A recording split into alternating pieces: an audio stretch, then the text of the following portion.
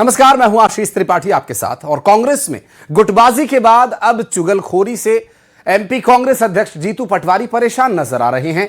देपालपुर विधानसभा में कार्यकर्ताओं को संबोधित करते हुए जीतू पटवारी ने कहा कि कार्यकर्ता आते हैं, कान में बोलते हैं, मैं उतनी तेजी से ही डांटता हूं। जीतू पटवारी ने कार्यकर्ताओं को नसीहत देते हुए कहा कि कान में फूंकने से काम बिल्कुल भी नहीं चलेगा, मन में किसी तरह का खटास नहीं रखना है। उधर जीतू पटवारी के बयान पर बीजेपी विधायक रामेश्वर शर्मा ने निशाना साधते हुए कहा कि सलाह चुगली नहीं होती, संगठन चलाने के लिए सलाह की जरूरत होती है। वहीं उन्होंने तंज कसते हुए कहा कि दिग्विजय सिंह कमलनाथ की सलाह को चुगलखोरी मान रहे हैं, तो वहीं बीजेपी के आरोपों का जवाब देते हुए कांग्रेस ने जीतू पटवारी के बयान पर भी सफाई दी है। मेरे को जिम्मेवारी है प्रदेश कांग्रेस का। कई लोग आए बीच में, राता सुनो तुम्हारा किस्सो, जरा दांत काढ़ो। कई आए ऐसा ऐसा ऐसा, 1 मिनट में उतनी तेजी से डांटा ना। मेरे कान फूटने का काम बिल्कुल भी नहीं चलेगा। पार्टी मेरी परिवार है, इसमें कोई हार पहनाएगा। ये हार पहनाया, किसको पहनाया? प्रदेश कांग्रेस अध्यक्ष को पहनाया। अगर छोटी मोटी कोई बात होगी तो सवाल पूछेगा, ये पद की जिम्मेवारी है भाई, पूछना भी चाहिए। मारी छुट्टी है कि भैया सबके साथ नहीं चल रहा है। तो जो कान फूकने वाले जितने भी लोग हैं, मैं हाथ जोड़ के निवेदन करना चाहता हूं, मेरी रिश्तेदारी, मेरा परिवार, मेरी कांग्रेस पार्टी में बढ़ोतरी होगी, उसके लिए मेरे को कितना भी अपमान सहना पड़े, कितना भी सम्मान मिले, उससे बड़ा कुछ नहीं है मेरे लिए। ये सबको आपको ध्यान रखना है। कांग्रेस का बड़ा नेता किसी सभा में अगर उनको कान में कोई बात कह रहा है तो मैं नहीं समझता जीतू पटवारी जी को इस तरह के शब्द बोलना चाहिए। अगर उनको कोई कमलनाथ जी सलाह देंगे, कोई दिग्विजय सिंह जी सलाह देंगे, या कोई राहुल भैया सलाह देंगे, या अरुण यादव जी सलाह देंगे, और कौन नेता उनमें बड़ा, या अब मुकेश नायक जी तो शायद सलाह देना बंद कर दिया उनने, या जो भी सलाह देंगे, अगर वो उनकी सलाह को चुगलखोरी माने और दिल्ली उनको सलाह दे रही है तो वो काहे में गिनी जाएगी। देखिए, जो जीतू पटवारी जी ने कहा है, उन्होंने कहा है कि आज हम सबको मिलकर काम करने की आवश्यकता है। एक दूसरे की बुराई करने से, एक दूसरे की कमियां बताने से काम नहीं चलेगा। काम जब चलेगा जब हम मिलजुल कर संगठित होकर काम करेंगे। और उन्होंने कहा कि जो कान में आके कानाफूसी करते हैं और जमीन पे काम नहीं करते उन लोगों से मैं सावधान हो गया हूं, उन लोगों की नहीं सुनता हूं। मेरे को जिम्मेवारी है प्रदेश कांग्रेस का। कई लोग आए। तो जीतू पटवारी को आपने सुना, जिनका के संगठन के कार्यकर्ताओं के साथ राब्ता हो रहा था, और उनका ये कहना है कि कान में फूंकने से काम नहीं चलेगा और सभी परिवार का हिस्सा हैं, और चुगलखोरी से या कान में फूंकने से काम नहीं चलेगा। जीतू पटवारी ने जब इस तरह से कार्यकर्ताओं को संबोधित किया तो बीजेपी को इस पर बैठे बिठाए एक बड़ा मौका मिल गया, और बीजेपी ने इस पूरे मामले को लेकर अपनी प्रतिक्रिया दी। और रामेश्वर शर्मा को आपने सुना, जिनका कि ये कहना है कि कांग्रेस पार्टी के जब आला कमान या जो दिल्ली में बैठे नेता हैं, जब उन्हें सलाह देते होंगे तो वो उसे कैसे लेंगे। दरअसल कांग्रेस में इस वक्त संगठन को मजबूत करने के लिए लगातार प्रयास हो रहे हैं, लेकिन संगठन की मजबूती के लिए कांग्रेस के प्रदेश अध्यक्ष जब कार्यकर्ताओं के बीच पहुंचे तो खुलकर उन्होंने बातचीत की और बाकायदा उदाहरण देकर के उन्होंने समझाया।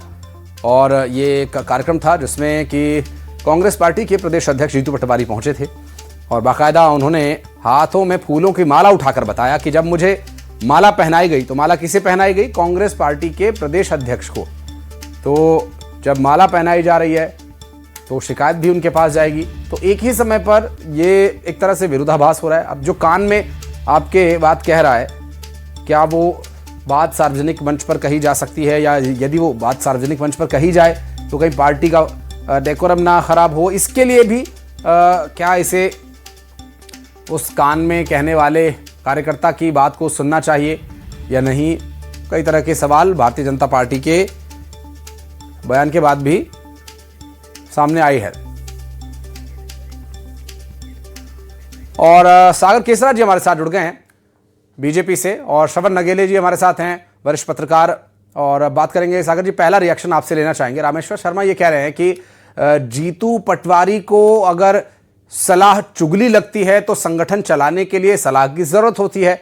लेकिन कान में सलाह देने वाले कार्यकर्ता और पार्टी फोरम पर ठीक तरीके से सलाह देने वाले कार्यकर्ता में भी तो फर्क होता है। विडंबना है कि हर अच्छी बात उन्हें चुगली और उन्हें अपने राजतंत्र के खिलाफ ही दिखाई देती है। वैसे तो यह कांग्रेस का आंतरिक मामला है, लेकिन जो पार्टी दिन रात देश, सरकार, संविधान और लोकतंत्र पर तरह तरह के नित नए सवाल उठाती रहती है, उसकी आंतरिक सच्चाई जब सड़क पर आ जाए तो उस पर सवाल उठना बहुत स्वाभाविक सी बात है। आज मध्य प्रदेश कांग्रेस की हालत यही है कि उनकी प्रदेश अध्यक्ष जीतू पटवारी जी मंच से जब हाथ जोड़कर अपने ही कार्यकर्ताओं से कह रहे हैं कि कान फूकना बंद करो, चुगलखोरी मत करो, मुझे अपमान सहना पड़ रहा है, तो सवाल यह उठता है कि जो अध्यक्ष अपने कार्यकर्ताओं को अनुशासन में न रख पा रहा हो, जो अपने नेताओं की चुगली से ही परेशान है, वह प्रदेश भर की जनता को क्या दिशा देगा। अब नेताओं की कोई बात, यदि किसी कार्यकर्ता की कोई बात अगर किसी पर्टिकुलर नेता को चुगली लगने लग जाए तो ये उस संगठन के आंतरिक स्थिति को बयां करती है पूरी रूप से कि वो विसर्जन की ओर जा चुकी है। और जहां कांग्रेस कार्यकर्ता मुद्दे लेकर जाते हैं, एक दूसरे के खिलाफ फाइलें लेकर आते हैं, जीतू पटवारी जी वहीं पर ही उसे अपमान समझ लेते हैं। तो ये संगठन की बेसिकली मजबूती का बयान कदापि नहीं होता, यह नेतृत्व की बेबसी का बयान है। इससे स्पष्ट दिखाई देता है कि इनका नेतृत्व कितनी बेबस हालत में है। और कांग्रेस में आज ये हाल है कि कोई किसी पर भरोसा नहीं कर रहा, कोई किसी की बात ही नहीं सुन रहा, कोई और अध्यक्ष जो है मन से खुद गिड़गिड़ा करके शांति की भीख मांग रहे हैं। तो एक प्रकार से कांग्रेस लोकतंत्र की पाठशाला बनाने निकली थी और आज अपने ही दफ्तर में चुगलखोरी के निषेध अभियान को चलाने का उन्होंने एक सिस्टम चालू किया है। आज गुटबाजी में कमलनाथ की सरकार इनकी गुटबाजी में गिरी, गुटबाजी में लोकसभा में कांग्रेस का सुपड़ा साफ हो गया और अब वही गुटबाजी पीसीसी अध्यक्ष को मंच से हाथ जोड़ने पर मजबूर कर रही है कि कान में आकर के शिकायत ना करें। सरमन जी हमारे साथ मौजूद हैं। सरमन जी, सागर जी तो ठीक है एक पॉलिटिकल पार्टी के प्रवक्ता हैं, तो उनकी शब्दावली या उनके कहने का अंदाज बहुत भली भांति समझा जा सकता है, लेकिन आपसे मैं इस विषय को ये समझना चाहूंगा कि जो कार्यकर्ता कान में आकर के नगेले साहब बात कह रहा है, वो भी तो कुछ कहना चाह रहा है, वो भी तो कार्यकर्ता ही है, लेकिन क्या ये कार्यकर्ताओं की उनके विवेक पर बात छोड़ देने वाली बात है कि आप अपने स्तर पर इसका समाधान निकालिए, हमारे पास समस्या नहीं, समाधान लेकर आइए? क्या आशय इस तरह से निकाला जाना चाहिए जीतू पटवारी के बयान का? देखिए, माननीय जीतू पटवारी जी अभी वर्तमान में मध्य प्रदेश कांग्रेस कमेटी के अध्यक्ष हैं, तो उनका एक लंबा अनुभव है। वो युवा कांग्रेस के प्रदेश अध्यक्ष भी रहे, वो मंत्री भी रहे मध्य प्रदेश सरकार में और अभी लंबे समय से काम कर भी रहे हैं वो। तो अब उन्होंने अपने अनुभव के आधार पर ये बात कही होगी और ऐसा एक प्रचलन में है, ऐसा अपना मानवीय स्वभाव है कि किसी को यदि सार्वजनिक रूप से कोई बात नहीं कहनी है या 10 लोग ना सुन लें या उसका कोई जो उसका असर जो है ना, उसका प्रभाव बुरा ना पड़े, तो वो उनको अपने नजदीक जाकर कान में बात बता देते हैं और वो बहुत क्षणिक बातचीत होती है, कोई लंबी बातचीत कान में बताने वाली नहीं होती है, बहुत कम शब्दों की बातचीत होती है। अब हो सकता कि इस दरमियान जब बातचीत हुई और वो बातचीत जो है ना कानाफूसी जिसको कहते हैं, माननीय जीतू पटवारी जी को लगी हो कि ये पार्टी के विरुद्ध जा रही बातचीत या जो लोग भी कानाफूसी करते हैं उससे जो प्रभावशाली नेता हैं या जनाधार वाले नेता हैं वो इसको अदरवाइज लेते हैं। उनको दिखता है कि एक कानाफूसी करने वाला व्यक्ति इसका कोई जनाधार नहीं है, ये यही काम करता है, तो उससे वो सावधान रहने की उन्होंने अपने आप को खुद सलाह दी और पार्टी कार्यकर्ताओं को भी ये एक मैसेज दिया कि जो जनाधार वाले हैं वो समझ जाएं, वो इस बात की चिंता ना करें कि जो मेरे को सलाह देंगे वो अब मैं वैसी सलाह नहीं लूंगा। और इस तरह की बयानबाजी, ऐसी सारी चीजें मध्य प्रदेश कांग्रेस के अध्यक्ष और पूर्व मुख्यमंत्री माननीय दिग्विजय सिंह जी लगातार करते रहे हैं कि ऐसे लोगों से सावधान रहना है जिनका जनाधार नहीं है, जो इस तरह की बात करते हैं। तो जीतू पटवारी जी पुरानी चीजों को लेकर चल रहे हैं और ये बात सच है कि अब जैसे टेलीफोनिक बातचीत होती है तो वो तो 1-to-1 बातचीत होती है, मोबाइल पर बातचीत होती है, 1-to-1 बातचीत होती है। यदि आपको कोई क्लोज डोर मीटिंग करना है, जूम से करना है, गूगल मीट से करना है या आपको स्काइप से करना है तो 1-to-1 होती है, तो वो भी तो 1-to-1 बातचीत बातचीत हुई तो उनका कहना है कि जो पब्लिक कार्यक्रम में जो कोई कानाफूसी करने आते हैं, मैंने जो समझा है उससे उनका आशय इससे कि जो जनाधार वाले या जो पार्टी के विचारधारा वाले जो कार्यकर्ता हैं, जो जमीन पर लड़ रहे हैं, जो ग्राउंड पर लड़ रहे हैं, जो या नगेली साहब, देखिए मैं आपको बीच में रोक रहा हूं, या फिर इसका आशय ये होना चाहिए कि ये उन कार्यकर्ताओं के लिए है जो अभी अभी जुड़े हैं और राजनीतिक महत्वाकांक्षा उनकी बहुत ज्यादा है, पहले कुछ काम कर लें, कुछ नाम बना लें, उसके बाद उनकी बात का कोई महत्व, कोई वजन हो संभवतः शायद ऐसे कार्यकर्ताओं के लिए नसीहत हो। मैं आपके पास लौटूंगा नगेली साहब। हमारे साथ विक्रम चौधरी साहब जुड़ गए, कांग्रेस पार्टी के प्रवक्ता हैं। विक्रम जी, बहुत स्वागत है आपका। और जीतू पटवारी जी ने जो कार्यकर्ताओं को नसीहत दी है, इस पर रामेश्वर शर्मा का बयान या सागर केसरा जी का बयान देखा जाए तो इनका साफ कहना है कि ये कानाफूसी उन कार्यकर्ताओं का अपमान है, उन नेताओं का अपमान है जो पार्टी चला रहे हैं। जो लोग सलाह दे रहे हैं पार्टी को, वो उनकी भलाई के लिए ही तो कह रहे हैं।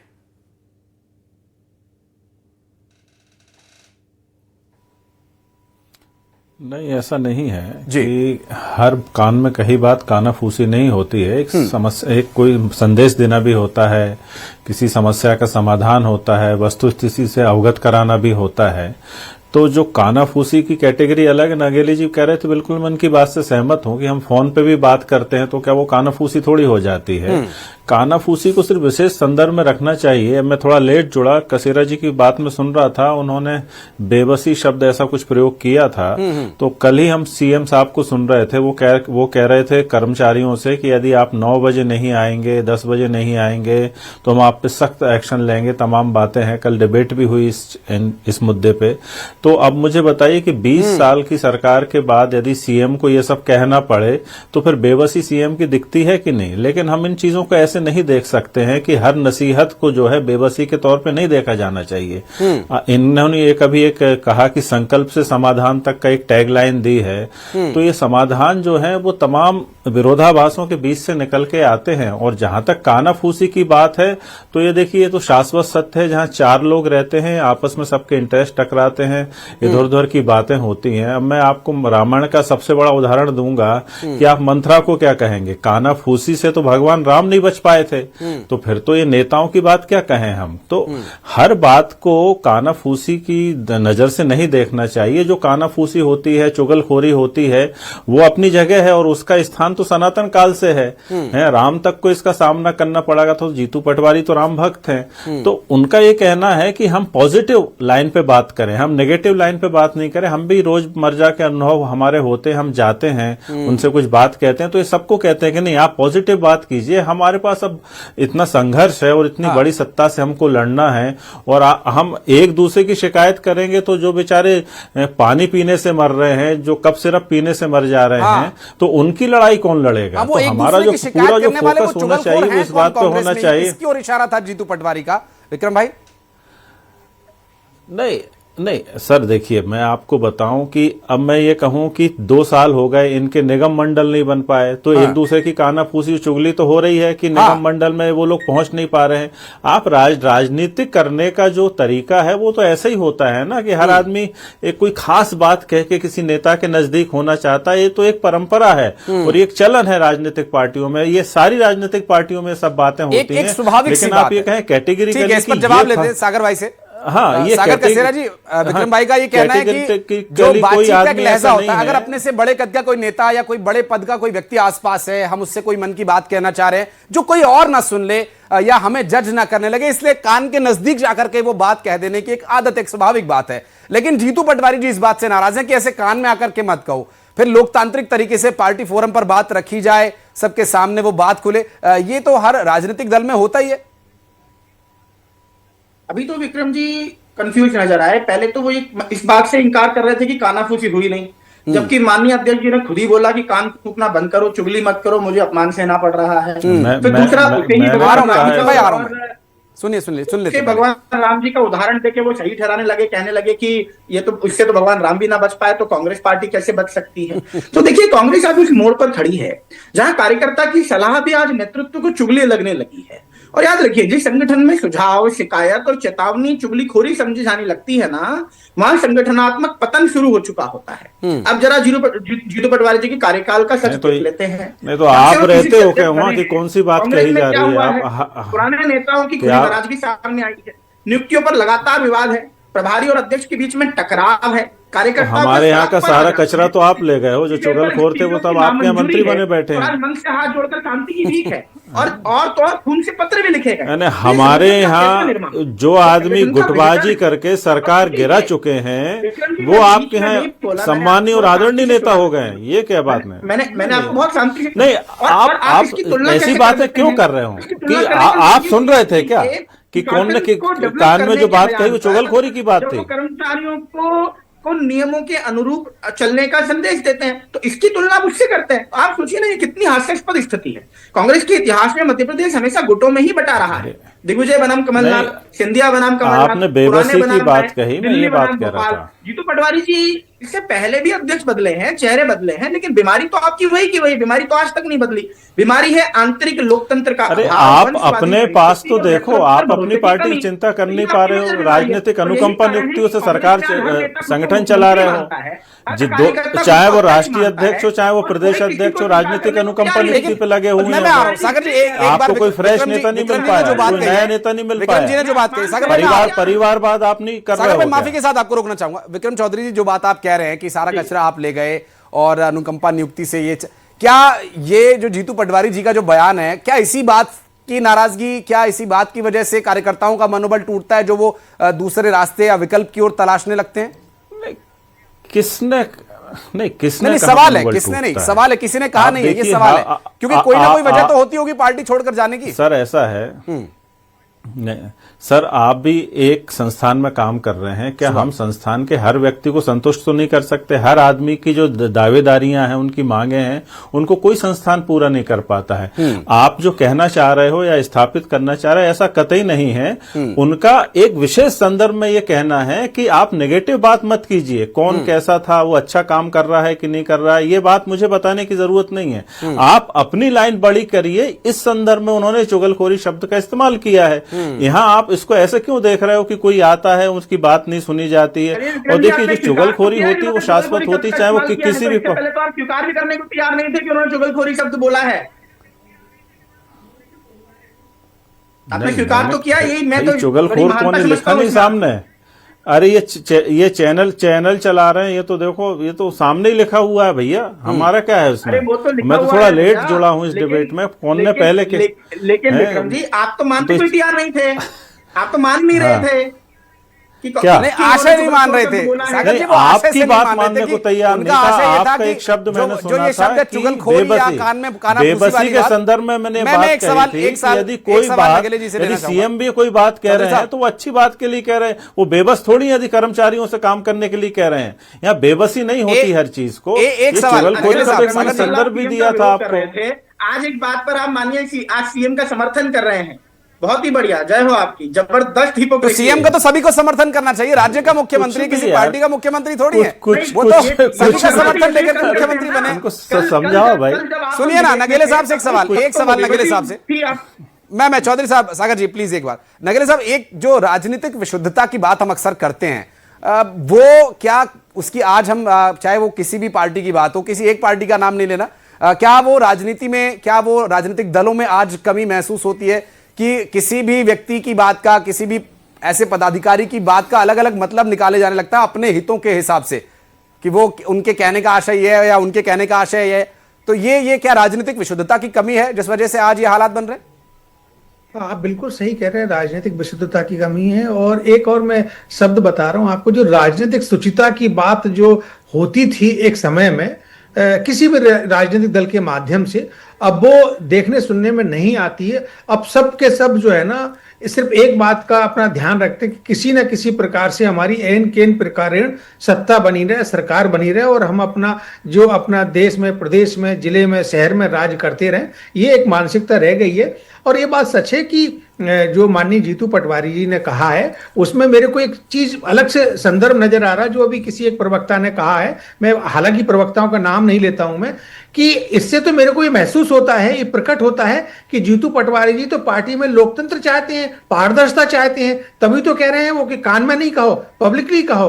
तो मतलब ये तो पार्टी का लोकतंत्र बिल्कुल पारदर्शी होने की दिशा में जा रहा है, यदि ऐसा उन्होंने अपनी मंशा जाहिर की है तो। ये और बेहतर तरीका है। लेकिन चौधरी साहब, अगर जैसे दिग्विजय जी, माने दिग्विजय जी बोल देते हैं, या और कोई ऐसे बड़े नेता हैं जिनका कि बयान सार्वजनिक रूप से जाहिर हो जाता है, कोई आरएसएस के बारे में या बीजेपी के बारे में या किसी ऐसे नेता के बारे में जो आपकी पार्टी की विचारधारा से प्रभावित नहीं है या उससे इत्तेफाक नहीं रखता, उसकी कोई ऐसे काम की तारीफ हो जाती है तो फिर उनकी घेराबंदी शुरू हो जाती है। तो कार्यकर्ता अपनी बात रखे तो कैसे रखे?